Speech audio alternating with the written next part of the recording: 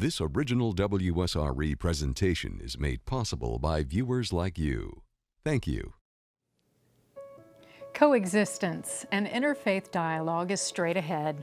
We're talking with leaders from several different religions and philosophies about our similarities and hoping to give viewers more knowledge to help embrace our differences. In Studio begins right now.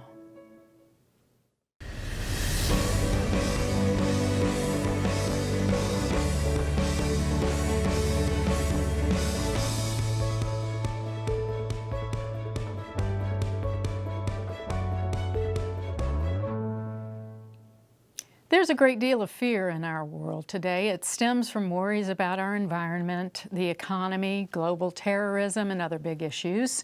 Often it comes about due to political and religious differences and disagreements. Bottom line, where there are humans, there will always be differences of opinion. Thankfully, though, there is a large portion of the world's population helping one another and encouraging each other to coexist, to be peaceful and understanding. And that's where our show comes in. We've gathered together some of the Gulf Coast's leading religious leaders to look into our similarities as people and hopefully provide tools for individual growth and peace. We welcome to our roundtable discussion this evening the Reverend Jessica Harris Babcock, Imam and Professor Abdul Mando, Rabbi Joel Fleekop, and Monsignor James Flaherty. The Reverend Jessica Babcock is an associate priest at Christ Episcopal Church in downtown Pensacola. Her focus is on outreach ministries that serve the homeless in our local community and on international mission work in places such as Cuba. Rabbi Joel Fleekop serves as spiritual leader of Temple Beth El, Florida's oldest Jewish congregation. Prior to coming to Pensacola, Rabbi Fleekop served a congregation in Los Gatos, California. He received rabbinic ordination from the Hebrew Union College Jewish Institute of Religion, attending the Jerusalem and Los Angeles campuses. Imam and Professor Abdul Mando holds degrees in engineering from the University of Aleppo, Syria, and a certificate of achievement in Islamic studies from Aleppo Shira Institute. He has other degrees, including an MBA from Philadelphia University, quite a background in teaching, currently an adjunct professor at UWF. He has extensive work experience, including working at NAS. He's a regular Imam speaker at the Gulf Coast Diplomacy Council, and in 2016, Abdul Mando traveled several times to Lebanon to directly help Syrian refugees. And Monsignor James Flaherty, the administrator of the Diocese of Pensacola, Tallahassee, until a new bishop is appointed by the Vatican. He holds advanced degrees in theology and canon law and has served and continues to serve in numerous positions in the diocese. He is currently the pastor of St. John the Evangelist Church in Warrington. Welcome to all of you. That was a lot to get out there in that open, wasn't it? Thank you. So much to know about each one of you, but I think the intro basically shows that we're fairly well equipped to discuss some of our topics today. And so I will go around this way, and I'll ask Jessica to tell us a little bit more about herself and how she came to her vocation. Sure. So as we discussed before the show, most of us were born into our denomination and our faith, right? And that's true for me. But a very defining point in my own life was being a Peace Corps volunteer. And I did that as an adult. It was the first thing I did as an adult out of college. And I think that's defined my whole life and how I see the world and the people in it. I tend to have a 360-degree view of the people in the world and a curiosity about the world. And I try to teach that from the pulpit.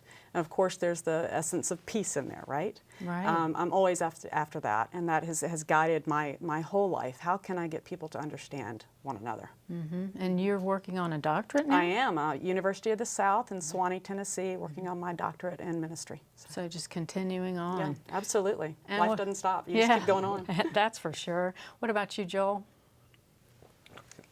So I've been really fortunate to be a rabbi now for 11 years. For me, this has been a lifetime goal. Growing up, was born in Philadelphia and surrounded by family and so forth. But when I was fairly young, my family moved out to Reno, Nevada. Reno is a similar community to Pensacola, not a particularly large Jewish community, but very active. And that community really became a second family for my siblings and I, and from my parents. And through that second family, if you will, I learned to celebrate Jewish life, to connect with people of all different ages, to learn and wrestle with the scriptures of our sacred traditions. And really that gift that I received is something that I wanted to share with others. And also in Reno, as I mentioned, is a small Jewish community. Even as a small child, explaining Judaism was something that I had to do a lot of to my friends, to their parents, to others. And interfaith work has been a part of my rabbinate during my time in California, through some community organizing work and other aspects. And also here in Pensacola, really enjoyed my opportunities to connect with leaders from different faith communities and to work together on important projects that really strengthen our community. And we've got a lot of that ahead, I believe. Abdul, what about yourself? Now, first, thank you, Sherry, for having me in this show, and nice to be back with this beautiful gathering here. It is quite strange to find somebody who is not from the beginning study the religion education right from the beginning. Now you can find a lot of scholars in the Muslim world that they don't have really religious background, but they earn degree in medical field or engineering field or any other scientific field, and at the same time they look around and say there's something wrong going on. My brother from a Christian background, my brother from a Jewish background, and the other theology, and I find myself isolated. There's something wrong. So that would drive us to start studying Islamic study beside our profession as an engineering. I was born in the city of Homs, which is about 70 kilometers from Lebanon border, and I graduated from high school, and I transferred to the city of Aleppo and University of Aleppo, and studied mechanical and industrial engineering. While I was doing that in Aleppo, it was an institute called Islamic Study Institute, the Sharia Institute, and I started attend over there and regularly. And from there, and what a fortunate moment when I found myself in United States of America, where all religions, all tradition backgrounds from different thoughts, and here we are right now sitting. Joel, he just said he was born in Philadelphia, and I had my master's degree in business administration from a college used to be called the Textiles College, Textiles and Science University. Right now they call it Philadelphia. Can I say go Eagles? I don't know if that's possible or not. Well, go Eagles anyway. And I had my 3 of my children, they were born in Philadelphia, and I have 4 born here in Pensacola. So I have a total of 8 children. That's really put me in a, you said the fear just a moment ago, and how fear right now every corner that make me so concerned. So well, we're gonna talk about that coming up. We want to. So you came into the study a little bit later, and right now, and I became very, very active in the Islamic. And probably I was the one starting from Philadelphia. I stretch my hand to another theology and other background, see what we can. Hopefully we can come to a common denominator, because we had that common denominator already from origin of going background, as we can come in a minute to the Prophet Abraham. Sure. Well, we want to hear how Jim got involved, and were you born into your faith? I was born into my faith in Brooklyn, New York, a very Catholic area. Went to Catholic schools all my life, and because of the people in those schools, I wanted to be a priest and a teacher, and that's why I went to the seminary back in 1972. And although I never have really formally taught at long periods, I teach a lot, and I think it's important to share faith. And I think the faith I want to share is a faith that I see in the Gospels and Jesus, and it's of someone who reaches out to people no matter who they are, whether they're on the margins of society, no matter what nationality. And so throughout my priesthood, and I've been privileged to serve in this diocese in all its geographical locations. And so I got to know the diocese and really realized that people across the board are very similar. And they need care, and they need love, and they need to be reached out to and listened to. And so you knew from a very early age exactly what I you were think going I to do. did, yes, very early age. Well, I think in a nutshell, if you could in a sentence or two, tell me, I know this is a tough one because we're going to need to take a break in just a minute, but a little bit about your faith. And I'm talking about, 30, 40 seconds. So how many people ask you to do that? I'll start with you, Joel. So Judaism is a monotheistic faith. We believe in one God. We believe that our sacred scriptures, the Hebrew Bible, and really the tradition of interpreting those sacred scriptures for 3,000 years informs and brings meaning to our lives, and that tradition calls on us to work for tikkun olam, the Hebrew phrase that means repair of the world, and that we can do repairing of our world. We can help heal our world through our individual actions, through the kindnesses that we can extend to other people. And in that process, we bring holiness into our own lives as well. All right. What about you, Jessica? So we come from the Trinitarian background, Father, Son, and Holy Spirit, and come out of the Roman Catholic Church. But I think growing up, my faith tradition taught me to respect the dignity of all people. And indeed, that's in our baptismal covenant when we're baptized. That's what we're promising to do and grow into as humans. And so that shapes me, I believe, as an Episcopalian and as a Christian. And of course, there's Jesus who shapes how I live and love others. And there's a short answer here because we're going to take a break. But what about you, Abdul? Very short. As an extension to the Judaism and Christianity, here we go, Islam came. As extension, it's not new religion, it's just extension to what Abraham have done, what Moses have done, what Jesus have done. Muhammad came just to continue, only just to take all those teaching and match it with the at the time where Prophet Muhammad, because Prophet Muhammad came about 3,000 years after Moses and Jesus Christ, 2,000 years.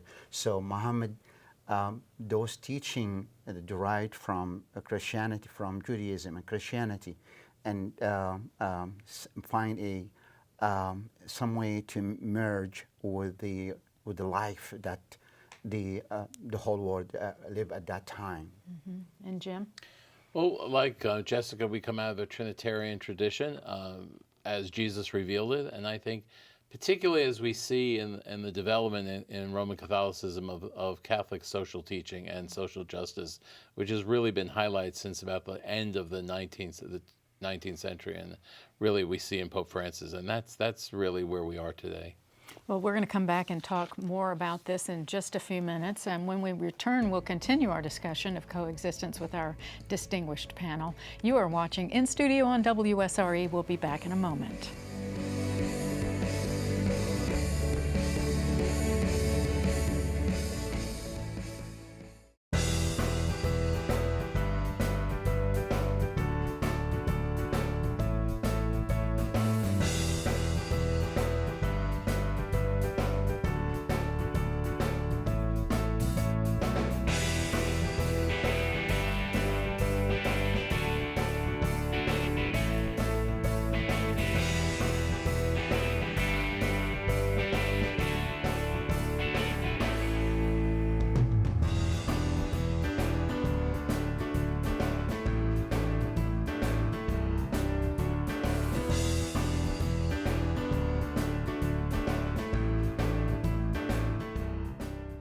WSRE is celebrating 50 years. There are so many stories to tell, and we'd like to share yours. Please visit WSRE.org/50 and tell us about your most memorable moments with public television and WSRE.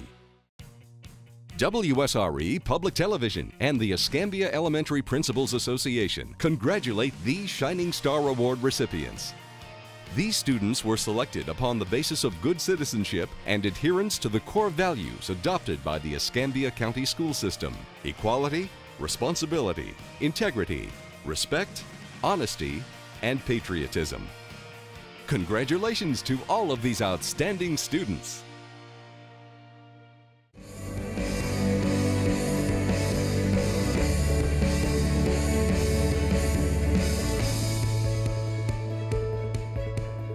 Welcome back. We're continuing with In Studio tonight's topic, coexistence, a roundtable dialogue with leaders of various religions in our area, including Catholic, Jewish, Protestant, and Muslim. And thank you all for being here. Would I say Muslim or would I say Islamic? What would be the best way for me to say that? Both works. Either yeah, way? right. Okay, so a lot of people don't know much about any of our religions. Some people know only about the religion that they're involved in, maybe the one they were born into. Some people don't have a religion because maybe they just have their own reasons for that. They're a nun, is what we call that, yeah, okay. right. So there's all kinds of different people watching tonight, but what I'd like to hit on right now are some of our similarities, and I think that you have already kind of touched on that because you said that we all kind of came from the same place. Would you like to talk some more about our similarities? Number one, if I want to put a list, our number one is we worship one God. And the one God, we have different name in our tradition. We call him Allah. That's the Arabic pronunciation. And if we want to come to one definition of this God that we worship, I would say the Creator. The Creator, the merciful, the compassionate. And you can come up with many names, but in the end of the day, we worship one God. Let's say, the other day I was invited for a TV program with atheists, and I said, you don't have to really be a religious to be a good man. You can be a good man, but religion will come and accommodate and utilize your goodness in life to ascertain for the better for humanity. So the other similarities, we all worry about we work very hard to spread peace and work very hard to see justice everywhere and care about our environment, how important to work with each other to have better environment, not only for us, for our children and for the future. And definitely there is also another similarity in the way we practice our religion. We all pray, we all have a book, and those books, if you come up with one major similarity from the books, you come up with if I call it the 10 Commitment, which is really, you don't need a prophet to tell you not to steal, you don't need a prophet to tell you not to love people, and that's really the common factor that you can find them in our religion. And Jim, what do you think about that? Well, I think, when we sit around the table, and while we may have differences, there's so much we share. Catholics pray 5 times a day using the Book of Psalms out of the Hebrew Scriptures. This Hebrew Scriptures are the root of our New Testament. The Hebrew prophets are the root of our social teaching. So I think there's so much we have in common that we sometimes forget that, and we want to nitpick on the differences, and yet we're called to be brothers and sisters, and we're called to be a common family, whether we are Jewish or Episcopalian or Roman Catholic or Islam. We're together as part of the human family. Absolutely. Joel? Abdul, you spoke about some of the different names for God, the compassionate, the forgiving, the merciful, and we use similar terms in just the Hebrew words for those characteristics or attributes of God. But you began by speaking about God as creator. And I think that notion that God not just is the creator, but that we are, as humanity, created in Hebrew, B'Tselem Elohim, that we're created in the image of God. And I think one of the attributes that really unite us is this belief that all of humanity, every individual human being, is deserving of dignity and of respect, and that each of us is a reflection of the divine. There's a wonderful midrash, a rabbinic story that teaches that when that God created humanity with one person, so that none of us could say that our father was greater than somebody else's father, that we all have that same origin, and that God took earth from the four corners of the earth so that none of us could say, this is my spot and that's your spot, but that we are all a combination of all the blessings of the earth. And we think about the similarities, so many of our social teachings and our values, but they come back to that root that each of us, that every human being is a reflection of the divine, that each person is deserving of dignity and respect, their practices, their beliefs, their ideas. Jessica? I would say that we have so much in common. One thing that we've left out of this discussion is community. We all have communities that we advocate for, but that forms our family, where we see the divine, where we meet God in others, right? And then we all teach that we take that love practiced in community out to others that are different from us. And we all circle around that. We all do that, and we teach that. We want our parishioners, our lay people, to go out and be that. It's, I think, the being of that people find hard to do. So this takes teaching, always, constantly teaching. Get out of yourself. How do we teach people that aren't coming in through the doors of our churches? And we are going to, in another segment, touch on that some more. But when you talk about community and all of our similarities, there is fear from people that don't know, that have not had a chance to sit down with all of you lovely people and discuss this. And so there's just a lot of fear. What do you tell our viewers about that? I think you have to be, I think me, as a pastor, speaking from my point of view, I think, well, one, pastors and priests and imams need to be visible and connected to all kinds of people in the Pensacola community, right? And in doing that, people see us taking action and fighting for social justice and things that are good in the world. And when they see that, it takes away that fear of religion. I think it's a generalized fear of religion, and then fear of what's going on in the world right now. And when we have fear, we retreat internally, right? So it's that teaching. So it is an outward visibility that we need in this community, so that people see us doing outreach and caring for the poor and the homeless and doing things that change what we can change while we're here. I think everybody here agrees with that. It's faith in action. I would say there are two ways I see in my own parish faith in action. One is through the Warrington Emergency Aid Center, that we reach out to the poor of the west side of Pensacola, and we really try to provide food and some basic necessities for people on that side. And every time I hear a report from WEAC, the numbers increase of who they're serving. The second is my parish has a school, and we're one of the oldest schools in the state of Florida, oldest Catholic schools in the state of Florida. And we educate, a lot of our students are not Catholic, but we're teaching them the values. We're teaching them about basic faith. And sometimes they come to faith because of being there. I mean, I think when we plant seeds with young people, we're able to help them along the way, because, one of the issues we sometimes have bullying issues. We have other problems, but you try to teach them and bring them along so that they can understand what we would call theological issues and virtues, but they can as just basic life skills. Right. And you certainly get out and speak a lot and talk to different people and try to let people know who you are. Faith in action. I really love this term.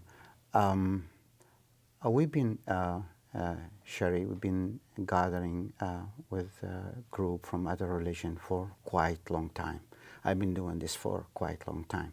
And you look around us and nothing happening. It's nothing really substantial. You cannot see that action. And in my opinion, two things I need to address.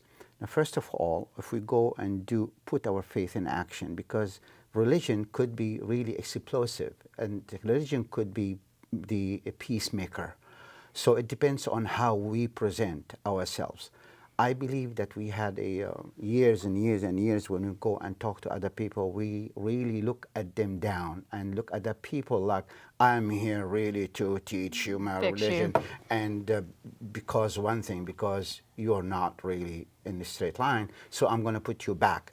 So this kind of disrespect to others, this kind of looking at them down, and I'm a savior. I'm here bringing my prophet with me to save you, so that you can have better life, and you in the hereafter you will have a good result.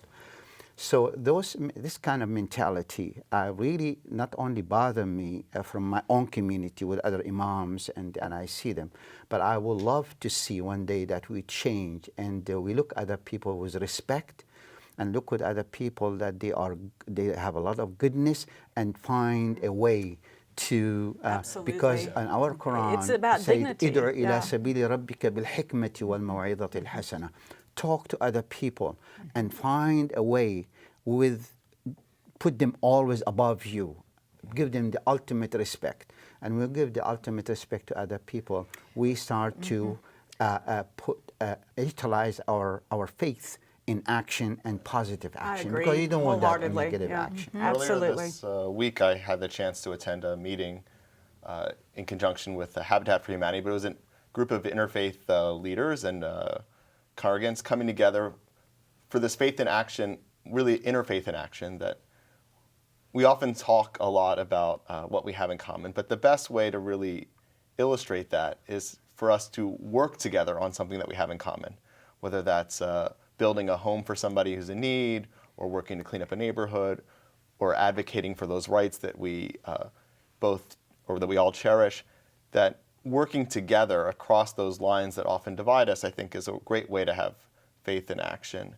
I think also you mentioned the school. I think of my own two daughters, and the way that they share their friends' holidays, and they share their own across religious lines, in a way that's about experiencing them and understanding one another, without to say that this holiday is better than the other. Christmas is hard to compete with. Right. What you were just saying. But Where are my this presents? idea of learning from each other, even at a very young age, so that we can see those differences in a way that's not judgmental, but that can be respectful and honoring those differences in an important way. To your point, and we'll come back and talk some more about what we might even be doing better in just a few minutes. So you're watching in studio on WSRE TV, PBS for the Gulf Coast. When we come back, we will continue our discussion, so stay right here.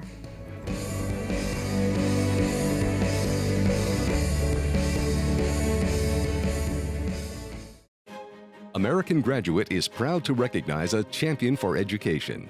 Pensacola not only has the opportunity, but the responsibility to become America's first early learning city. Right now, we have about 3,000 children who come to kindergarten in Escambia County every year, and about 1,000 of them aren't ready.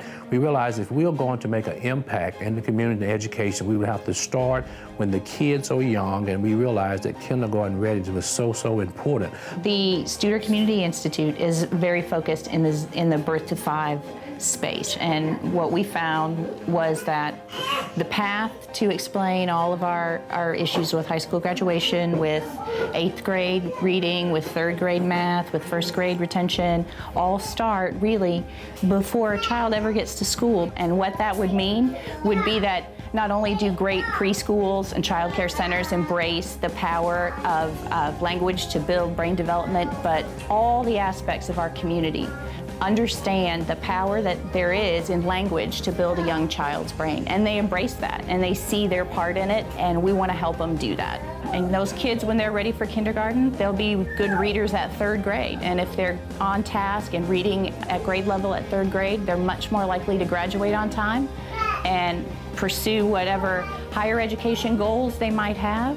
So if we can just do one thing in this community to make it different, to make it better, it's making sure those children from the day they're born or even before they're born, the parents and everybody in the community says, we want this child to maximize their brain development and they're ready for kindergarten. Because why? Because every child deserves the best chance to be successful. The Studer Community Institute, helping children in our community find the path to success in school and in life.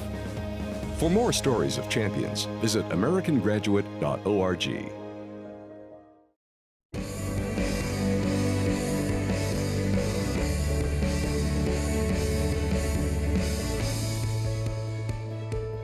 This is In Studio on WSRE. We're talking coexistence, peace, and getting along. Our panel includes Monsignor James Flaherty, Imam Abdul Mando, Reverend Jessica Babcock, and Rabbi Joel Fleekop. And so we want to talk about where our different faiths and religions and groups can improve. We've talked about fear and getting out there more and speaking to people more. I see, because I have a young child that I'm in the schools quite a lot, I see a lot of it starting at home and happening in the schools where there's not always somebody listening to the conversations. Any thoughts on that? Any ways that we can reach out into the community even more, or where you think your individual religions might improve? Father? I think one of the things, and this is not just to be a Catholic, we have to listen, not to respond. Because so often we're thinking, okay, what am I going to say? How am I going to react? And rather than listening to what someone is saying and hearing them with not only our head but our heart, because then we're not so thinking about my next word. And social media has made that worse for our children in particular. Texting. So that it's almost like they're learning not to listen. And yet what we're saying around this table is listening is imperative. It's part of that respecting we've been talking about, right? But how do we get kids to do that? Because the internet is actually, there's so many good things about it, but look at these people that aren't part of religions that are saying, oh, look, there's a group for me, and hopping on and causing problems. Any thoughts there? As a father of 8 children, you can imagine how important this segment for me. First of all, talking about this, we are feeling their pain because they are really in pain. And I just go around, since I've been the director of our youth in our community, I listen as he said just a minute ago that we have to hear them and hear them closely, and just let's close our mouth for a while and hear deeply and understand what they are saying. And before we respond to them, make sure that different theology and different background, we have a common understanding. I believe we are not able to give them the treasure of the fruit of religion to our new generation because we did not understand each other. Probably we feel each other. Probably we learn from each other, but we have a lack of understanding our new generation and understanding each other. So let's start from each other, understanding each other real quick.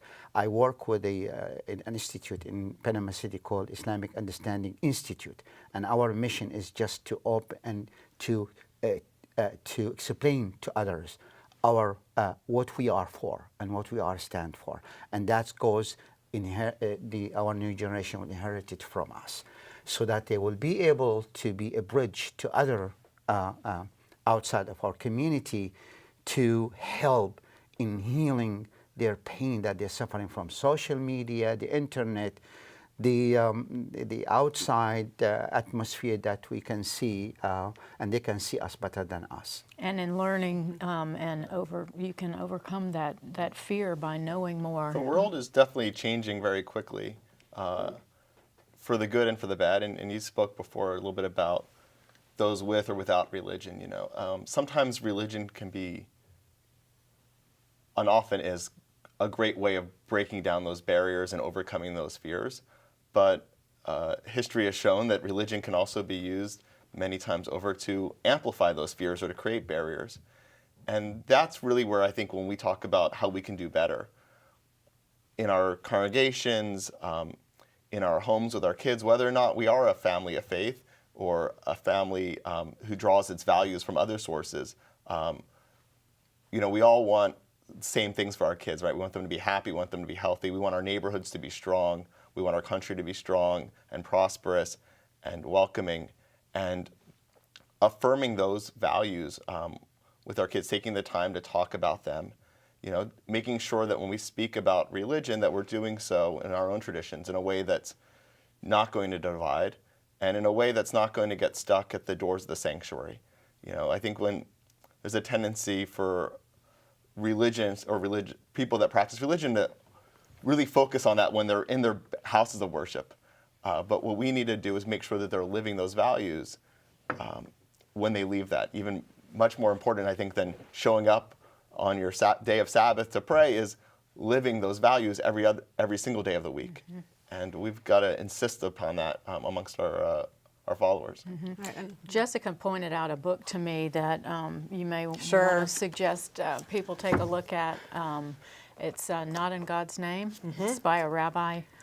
In Great Britain, Jonathan Sacks. And his argument here is that, you know, God never condones violence, only peace and love. And you can't do an act of violence in God's name.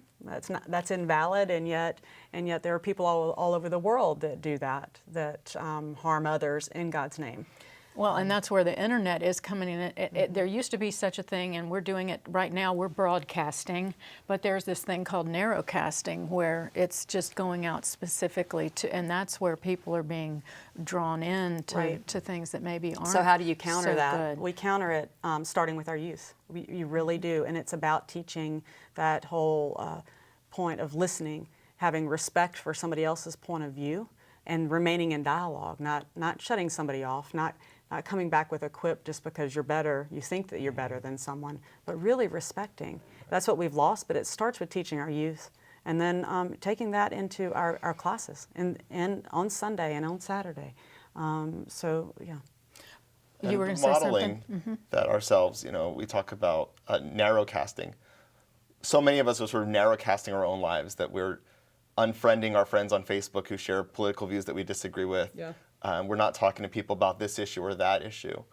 But having the courage and to have an honest discussion about things that are difficult is a way that we can, I think, inform ourselves. We probably aren't going to change our position, but if we can understand and seek to understand where the other person is coming from, that goes a long way, whether we're talking about religious differences or political differences. You know, that goes a long way in terms of bridging those divides that seem so pronounced right now in our country. We're going to continue with where we can improve, and we're going to talk about tools that people can use, but I'm going to jump ahead just a little bit because I like what Jim said about taking somebody to coffee that you might know, or maybe Abdul said it because we're all thinking the same thing, but you know, maybe you see someone that's dressed differently than you, that has a child in your school, and everybody needs a friend, right? I mean, see what they're about. What about these churches bringing in speakers from each of the different faiths and saying, we want you to meet our friend so-and-so who is of a different faith, or each of the churches in town are all going out and feeding the homeless. I know I go and do that as well. And kids need community service hours. Bring maybe an interfaith group of kids together to do some of those things and say, guess what, you get community service hours from it, but then it teaches them. It's not my place to talk here, but I like those thoughts that you all were giving me. Well, for my 7th graders, instead of an exam at the end of the semester, they made peanut butter and jelly sandwiches, which we brought down to St. Joseph's, to their medical clinic. And that was, I thought, taught a better lesson than them regurgitating to me anything I taught them. Exactly. And they worked together, they made the sandwiches, they packaged them up, and then a couple of the kids went with me and brought them in. Right. It made the faith alive rather than something, a static regurgitation of things. When you're doing that act of giving to the other, right, and you're giving outside of yourself, there's something that happens spiritually that's amazing. Right. You're just connected to God. And that's where we need our kids to go, our adults to go, actively out, serving others. And that's where you meet the other, and then, wow. Go ahead. Go ahead, I'm sorry. I just want to say this, John, right? Jim. Jim. Jim, it is very strange to find a Muslim fall in love with the Pope. But listen, I am probably the first one in my community, and I said I love Pope Francis, and would drive me to start loving him because I think he is the first one who start reaching his hand out all the world and try to connect himself to the whole world, and he start particularly talking about poverty, serious way, and touch it, and he tackle it, and he trying to find a solution for poverty. We as a religion people, we talk about poverty all the time, but he out loudly, and he spoke it wherever he go, whether he go in the Middle East, he go to Europe, he go to Latin America, talking about fighting poverty. And he care about the environment, and he talking about how important to worry about our environment. My tradition, our prophet, they said, this environment is your mother. Yeah, Right. Take care of her. Take her. care of her. Yes. You cannot leave her alone. You will Absolutely. feed the consequences. Well, you have found something that you love about someone else, and we want to talk some more about that when we come right back. You're watching in studio on WSRE TV, PBS for the Gulf Coast. We will continue with tonight's topic, coexistence and interfaith dialogue, right after this break.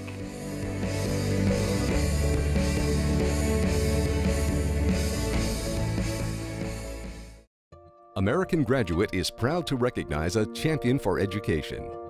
Early Steps is a service for children birth to age 3 that if you have an inkling that your child might have any kind of developmental delay, or if the doctor might say, you know, you should get this checked out, Early Steps is a place to refer them for a comprehensive developmental evaluation.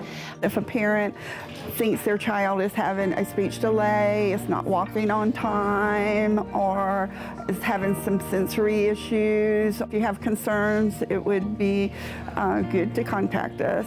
And the great thing about it is if they qualify for the services, these services are provided to the family at no cost.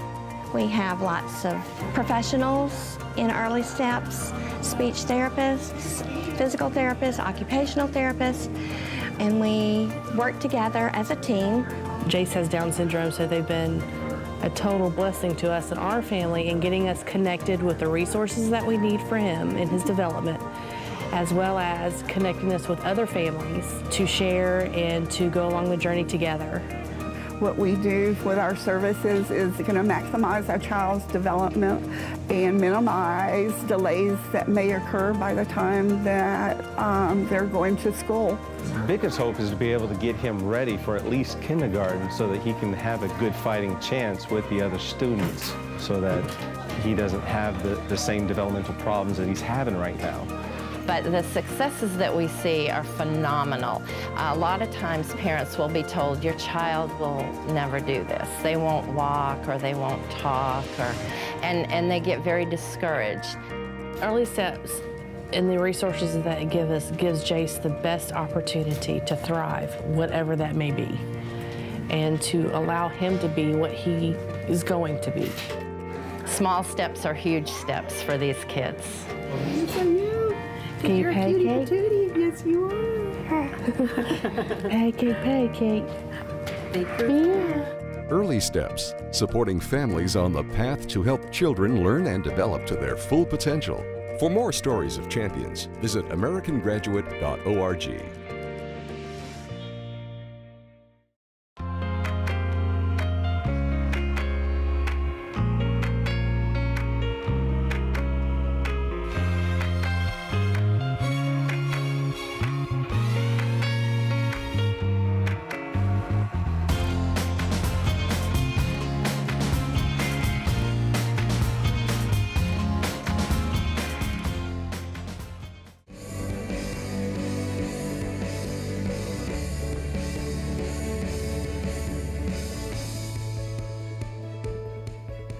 Welcome back. This is In Studio. Our guests this evening, all experts in their religions, all interested in working together with our community and in the world to help bring about more peace and understanding. We're all together for a community discussion on what each of us can do to be part of a brighter future. And so that puts us into the big question of, can one man make a difference? I know Jesus made a difference. I know Gandhi made a difference. These are big names. Mohammed made a difference. These are big names. Can Sherry make a difference? Can Abdul make a difference? Can Jim? Can Joel? Absolutely. Can Jessica? Yeah. Can we make a difference? How? My favorite thing is friends of mine, Dawn, Joy, and Carol, they go down under the I-110 bridge every Thursday and feed anyone who is hungry, okay? So there's no alcohol test, drug test. You're not in a shelter. It's just anybody that wants to come and eat, and people come out of the woods. We have a big problem here in Pensacola with the homeless and fighting the poverty that causes that, the addiction that causes that, and they're doing something about it. And it started by making peanut butter and jelly sandwiches. I think Dawn told me that long ago. That's how she started. So it takes one little action, and one little action can change the world. And if you don't believe that, then life becomes kind of hopeless, doesn't it? Right? Mm-hmm. Right? Yeah. So everything that we do matters. You know, how you speak to people every day matters. How you show love of someone. How you eat. You know, how you respect the environment. Every little thing matters. Every moment, every waking moment of the day. What do you think, Joel? You know, we look at these problems, they're so big. You know, again, I come back to my kids. When they come home, if they have one sheet of homework, they get it done, no problem. But if they have, you know, a whole packet of it, there's this protestation that goes on before they can even start the first page.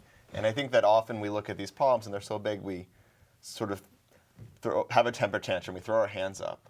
You know, but I think of a teaching from the Talmud that it says that we are not obligated to complete the work, but neither are we free to desist from it. You know, that these problems that we face, they're too big for any one of us to accomplish. But we can do something that'll bring us and bring our families and our communities and hopefully, we hope one day, humanity towards an actual resolution. You know, and just taking those first steps.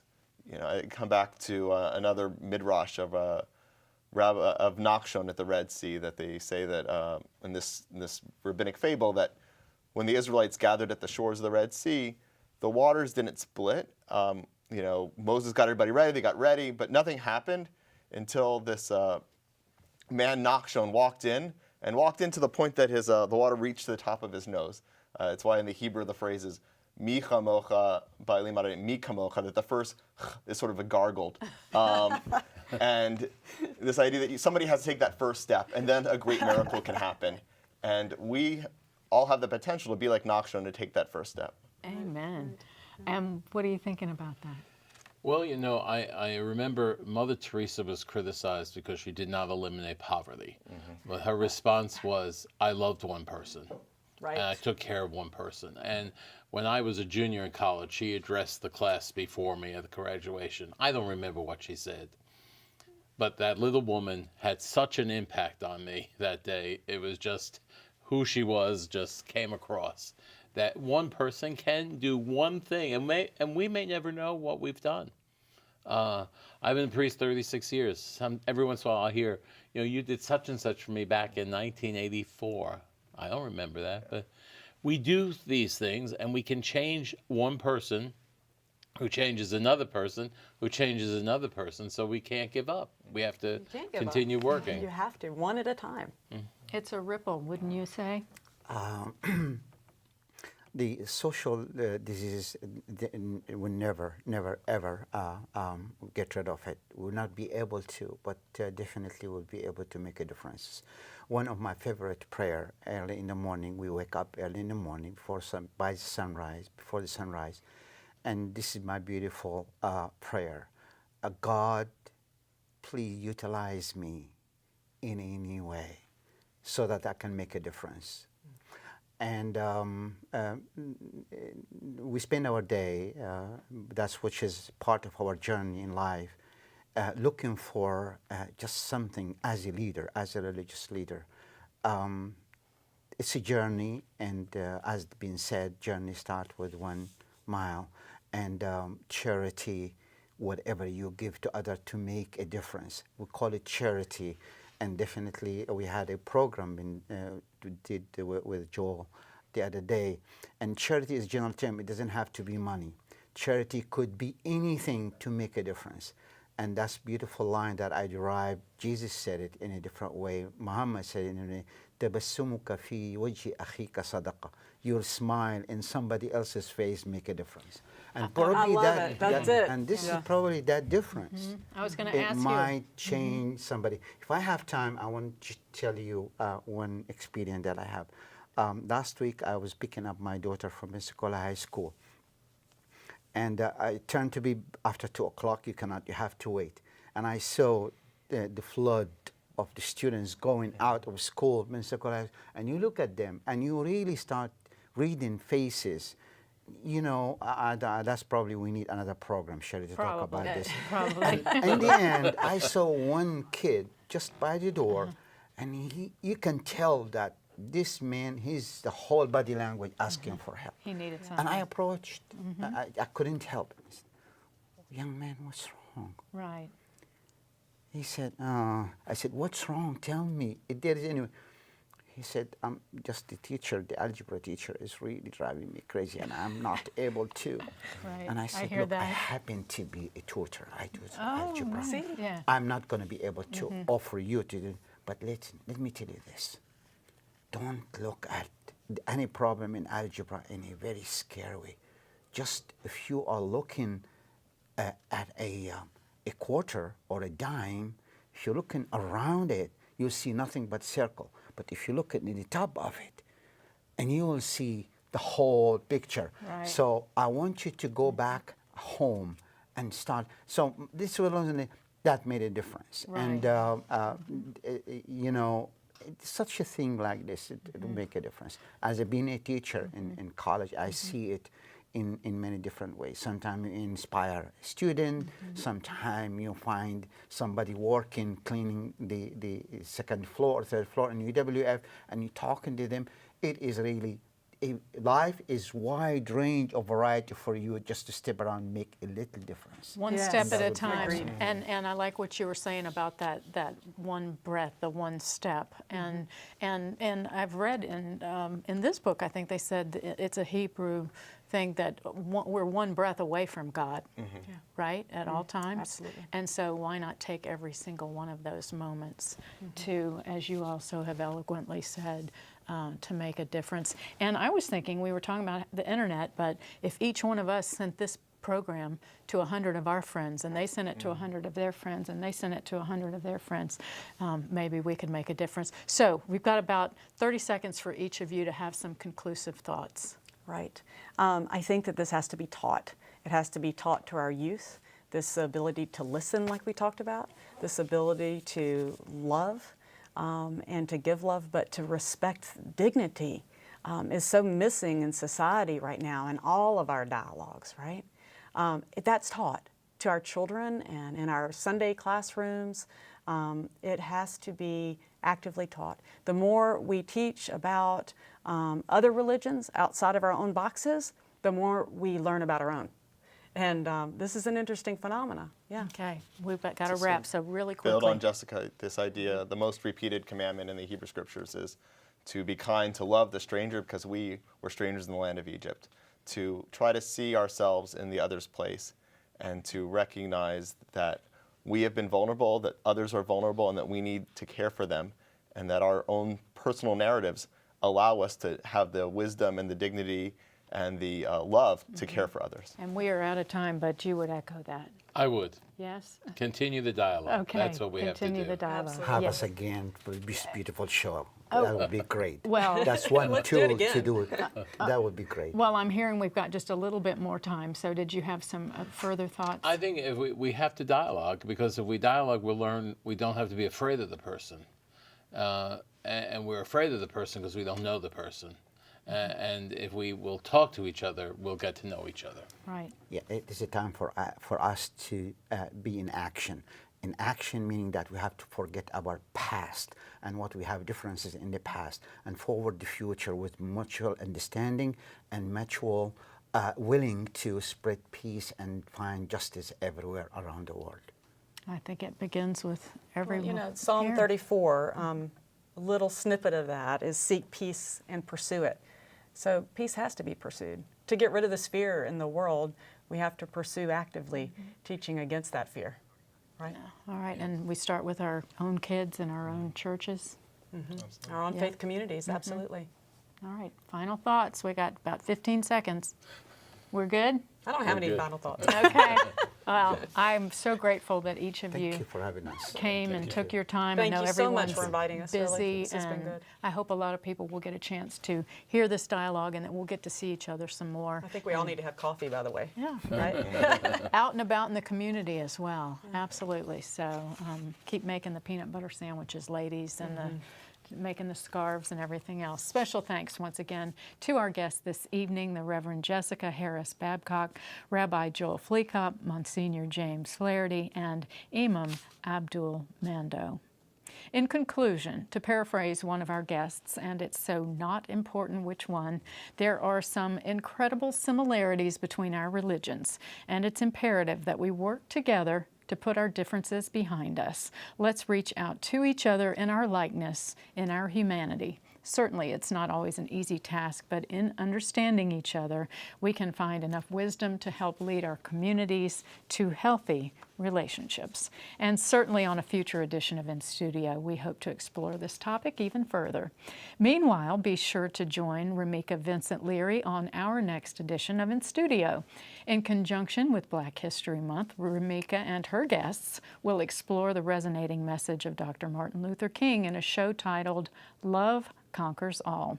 That's in 2 weeks, Thursday evening, February 9th at 7 p.m.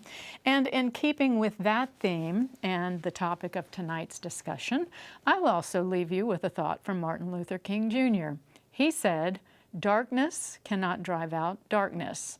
Only light can do that. Hate cannot drive out hate. Only love can do that." I truly hope that you've enjoyed and will take away something meaningful and helpful from this broadcast this evening. I'm Sherry Hemminghouse Weeks. I'll see you on a future edition of In Studio, or maybe even in your own backyard. Take care.